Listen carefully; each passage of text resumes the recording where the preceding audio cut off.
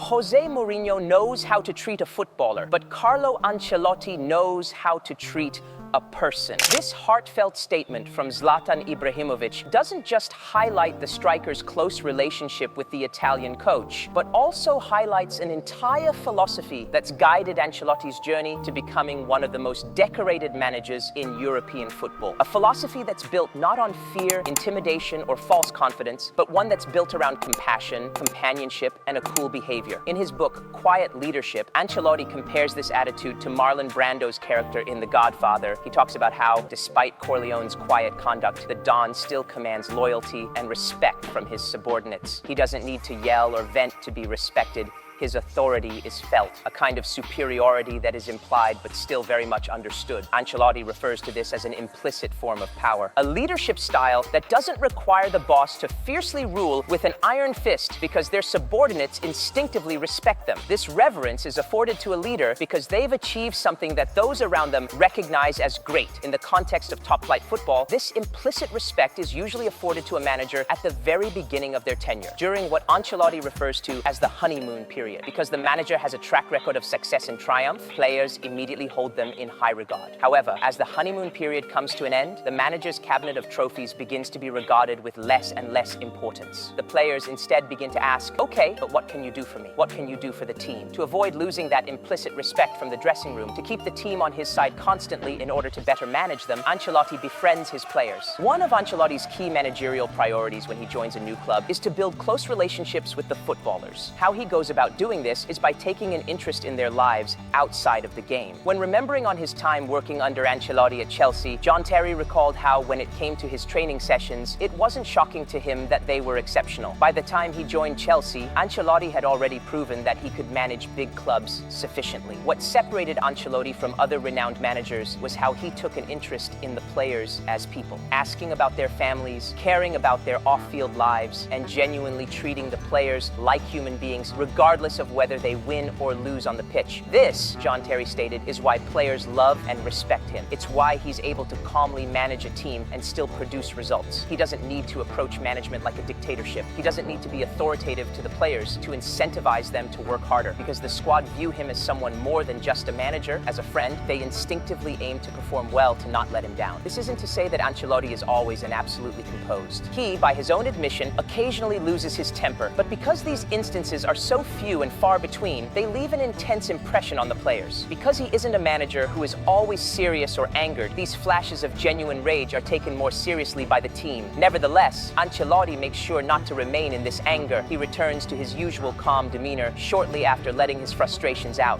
focusing his energy on finding a solution and moving past the situation. An example of when Ancelotti's calm and comradely approach came in useful was during the 2009-2010 season, his first year at Chelsea, when his side was knocked out of the Champions League during the round of 16. It was no secret at that point that the then owner, Roman Abramovich, was prone to putting a great deal of pressure on his managers to win trophies. It also wasn't a secret that Abramovich tended to hastily sack managers who didn't meet his expectations. Instead of focusing too much on Abramovich and aimlessly hanging on to the Champions League loss, Ancelotti gave the players a new objective: win the Premier League and FA Cup double. He galvanized the players, telling them that between the 20th and 21st centuries, only 5 clubs in the Premier League had managed to win the double. He expressed to them that if they managed to achieve this feat, they would be the first to do so in 8 years since Arsenal in 2002. Even though the team had every right to feel discouraged, having just been knocked out of the Champions League and now being asked to achieve something that hadn't been accomplished in almost a decade, they were still determined. Here, Ancelotti's strong relationships with the players became a winning strategy because the team was aware that Abramovich was on Ancelotti's case. They knew that to protect him, they had no choice but to win the double. So, they began playing not just for themselves or for the badge, but for him. By the end of the season, Ancelotti's side made history by becoming the first ever Chelsea team to win the Premier League and FA Cup double.